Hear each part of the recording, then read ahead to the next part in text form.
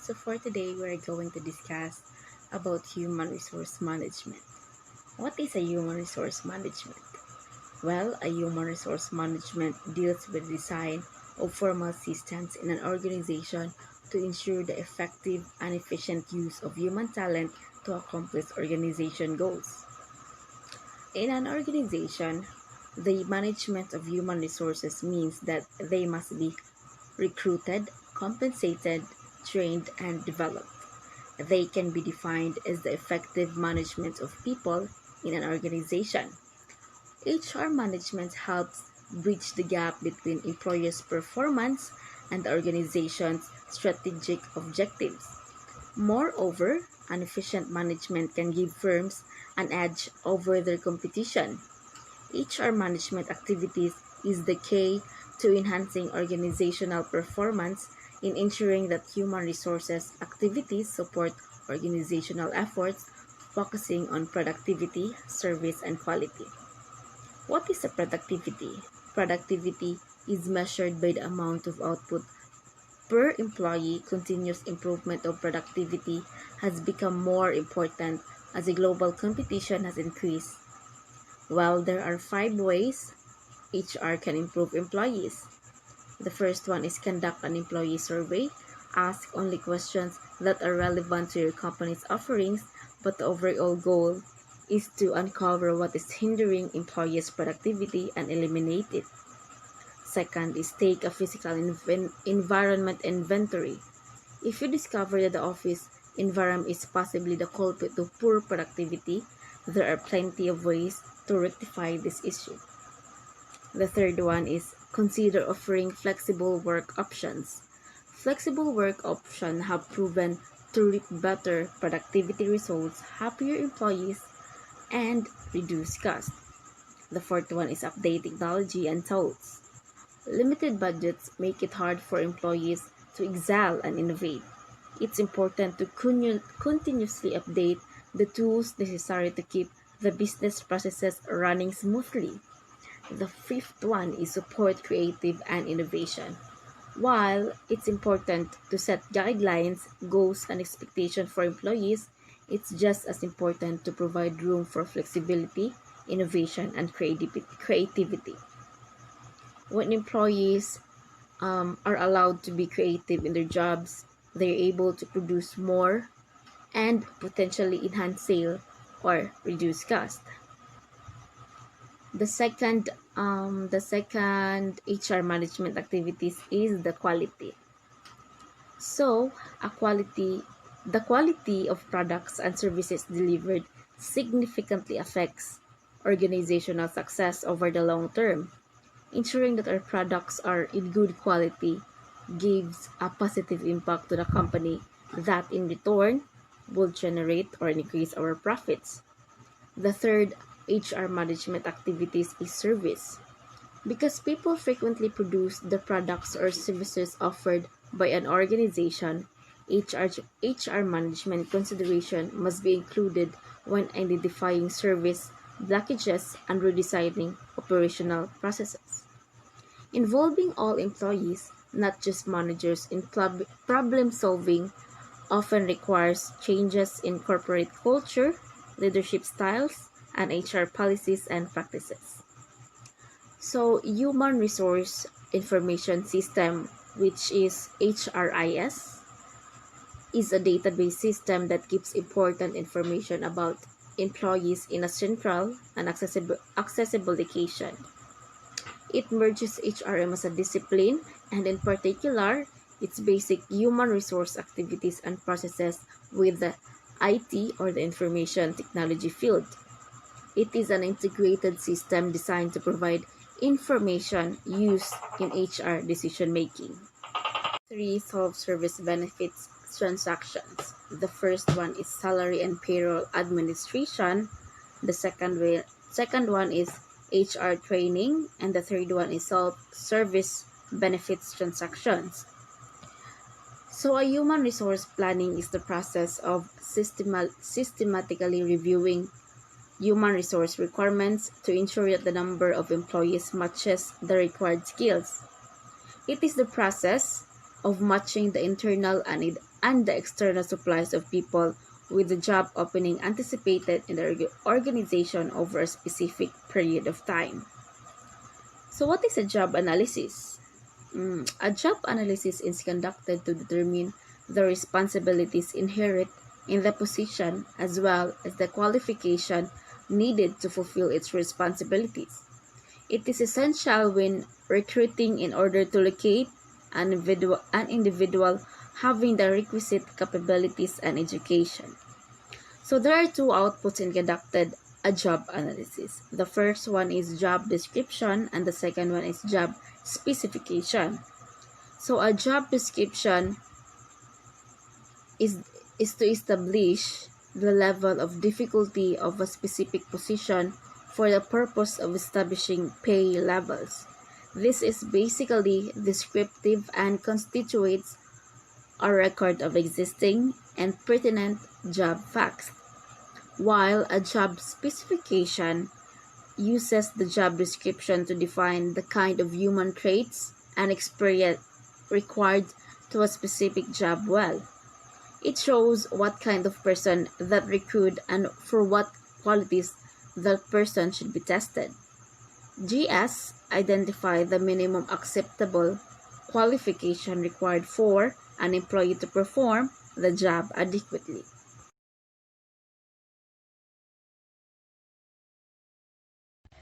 Hi everyone, so I am your second speaker, Gia Limansalas. Will be tackled about the summary of Module 4 until the Module 7. So in the Module 4, it's all about training. And training is a learning process that involves the acquisition of knowledge, sharpening of skills, concepts, rules, or changing of attitudes and behaviors to enhance the performance of employees. And when employees undergo training, it improves their skills and knowledge of the job and builds their confidence in their abilities. This will improve their performance and make them work more efficiently and effectively. And yes, training is important in business or in organization because they need to train their employees in what is considered ethical behavior. The goal of this Code of Business Conduct and Ethics training is to guide the trainee through the organization code and help them to develop a working knowledge of what it is and how it is applied to their job. So there are 5 training process, which first is conducting training needs analysis or training needs assessment. So actually training needs analysis is a great for helping you create your business-wide training plan because you can easily see what training each staff member needs in order to bring them up to the expected level of competency for their job role. Second is designing of the training program or training objectives. So the training or learning objectives are intended measurable outcome that your learners will achieve once they finish a course. They should detail the information that will be acquired and what learners will be able to accomplish through learning this information. The third one is validation. Validation is certification process that assures trainees have achieved their skills and knowledge training was intended to provide. Validation not only certifies the final results of training but validates the entire training program is designed correctly. The fourth is implementation of program and training program. An effective training program is built by following a systematic step-by-step process. So the training initiatives that stand alone are one of events often to fulfill meet organizational object and participant expectations. So it really needs a systematic step-by-step process. So the last one is the training evaluation. The importance of training evaluations is that regularly evaluating your training program helps you identify where the training might be failing short or not engaging learners. By addressing these areas, employees will get more out of corporate training to improve the performance. So let's proceed on the module 5. So it will be talked about performance. So performance improves when individuals do good work that aligns to the business objectives.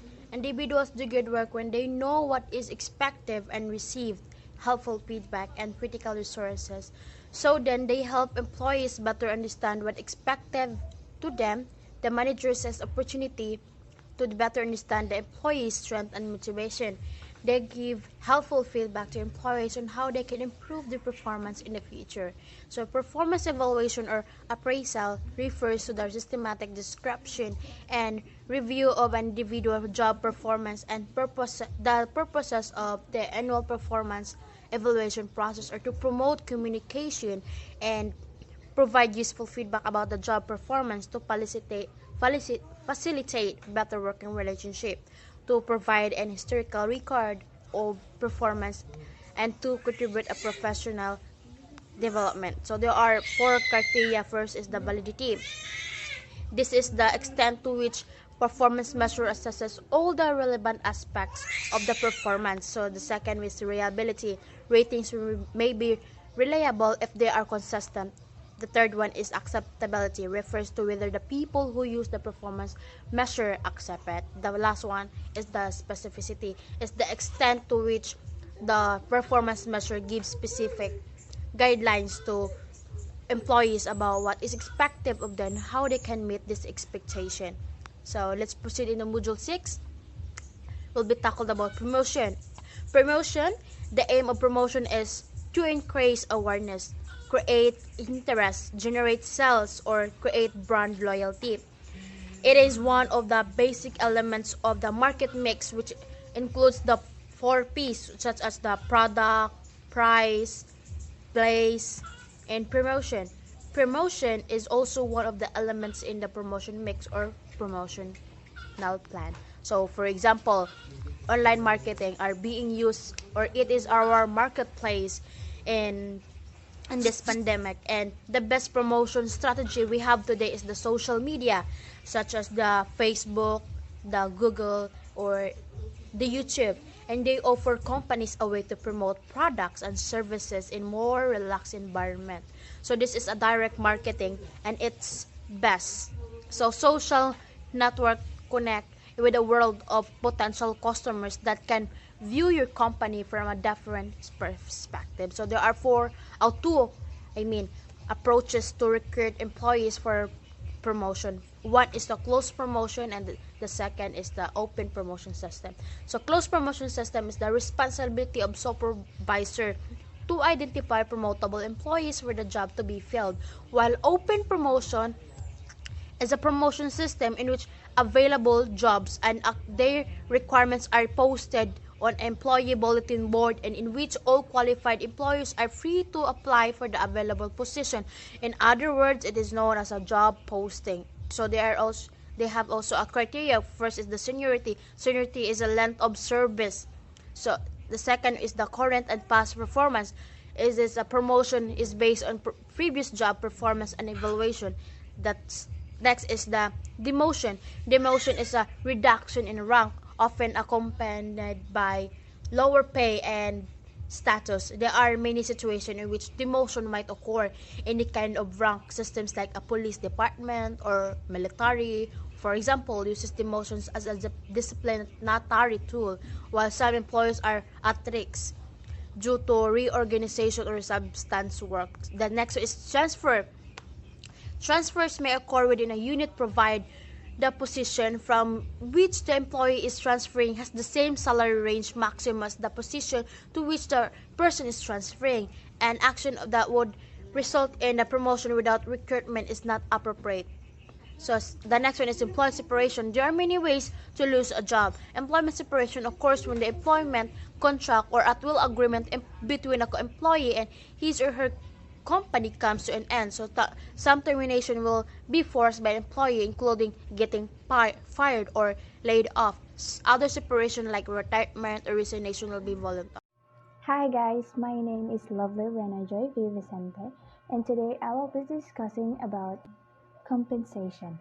Compensation is defined as the total amount of the monetary and non-monetary pay provided to an employee by an employer in return for work performed as required. Essentially, it's a combination of the value of your base salary, incentives, bonuses, benefits, health insurance, and any other perk you may receive, such as free lunches, um, free events, and parking.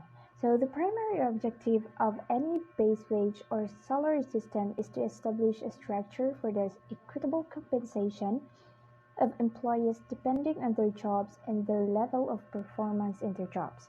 So this simply means that if the base wage salary system are effective, a firm's compensation system can improve cost efficiency, ensure legal compliance, enhance recruitment efforts, and reduce morale and turnover problems.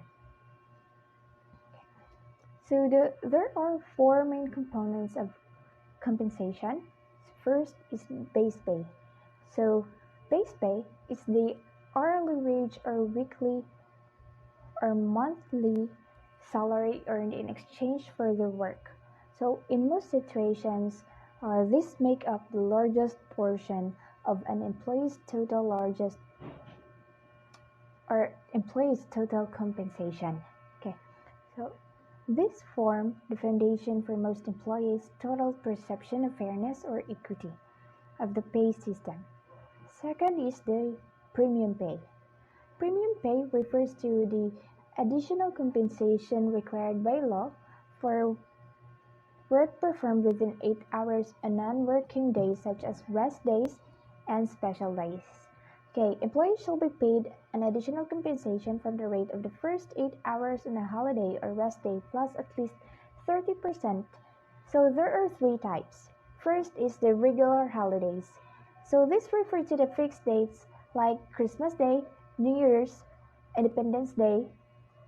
However, Holy Weeks and National Heroes Day are considered regular holidays despite changing dates.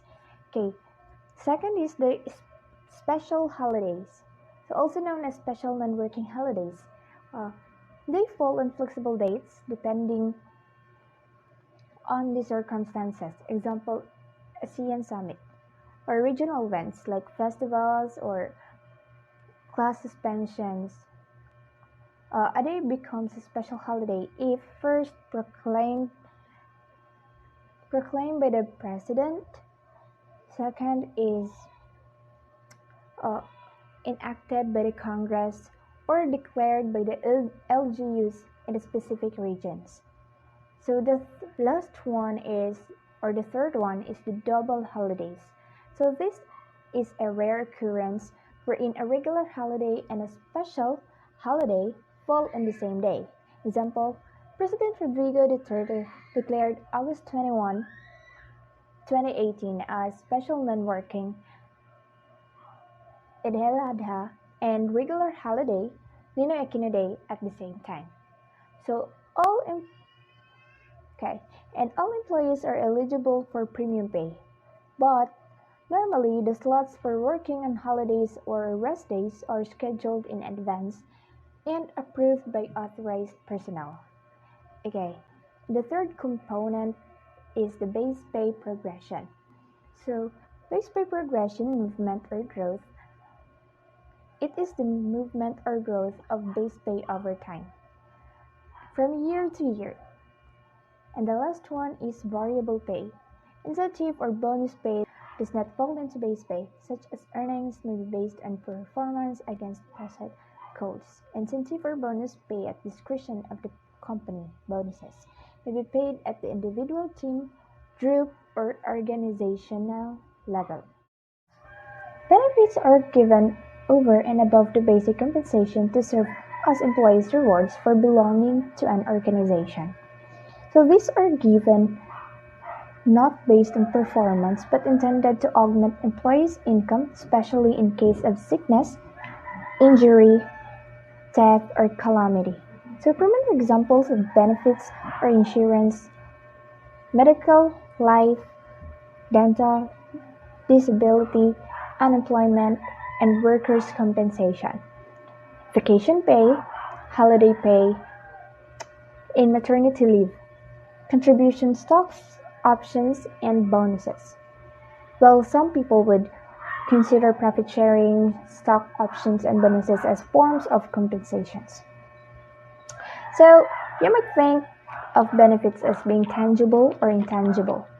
So the benefits I mentioned earlier are tangible benefits. Intangible benefits are less direct. For example, appreciation from a boss, likelihood for promotion, nice office, etc. Okay, so next is de minimis benefit. Okay, de minimis benefits are benefits which are the nature of facilities or privileges furnished or offered by an employer to his or her employees that are of relatively small value and are offered or furnished by the employer merely as a means of promoting health, goodwill, contentment, or efficiency of its employees. So, de minimis benefits are minimal monetary benefits given by employers to their employees. So, although these benefits are not government mandated, any such benefits given to employees will be considered tax exempt up to a certain amount. So, next is the classification of employees' benefits and services. So, SSS. The Social Security System serves as an insurance program set by the government for all wage earners from the private institutions. And the counterpart for government employees is GSIS in the country. So members are required to contribute a certain amount depending on their salary bracket. So second is PhilHealth. This serves as a health insurance program for employees providing financial and service privileges for healthcare. Third is Pag-ibig, also known as the Home Development Mutual Fund or HDMF. Pag-ibig is another form of national savings program and financing office for affordable shelter. Pag-ibig lets you have the following benefits: housing loan, multi-purpose loan, calamity loan, and secured savings. Next is the 13th month pay. The 13th month pay is often mistaken as the Christmas bonus, but technically it's a monetary bonus mandated by law. So, the Christmas bonus is only a voluntary gesture from the employers. According to the law, the 13th-month pay is given either in 2 installments, May and December, or in full before December 24. And lastly is the service incentive leave. Based on labor code, an employee who has worked for at least 1 year in a company is entitled to 5 days leave of absence with pay every year. So if the employee does not avail of these paid leaves, the company may opt to have them to do a mandatory leave of absence with pay or convert this as an availed paid leaves to their cash equivalents to be given at the end of the year.